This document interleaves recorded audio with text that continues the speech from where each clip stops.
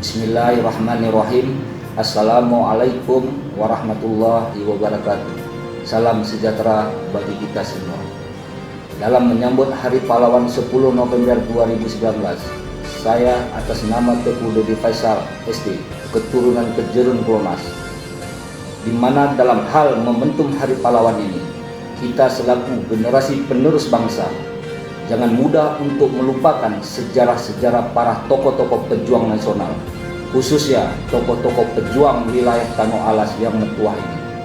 Perlu kita mengingat kembali sejarah ke belakang, yang mana tokoh-tokoh pejuang kita Tanoh Alas dalam mempertahankan negeri mentua ini telah banyak gugur di pertempuran pada saat di Benteng Utari di tahun 1904 untuk menahan invasi penjajahan kolonial Belanda pada masa tersebut.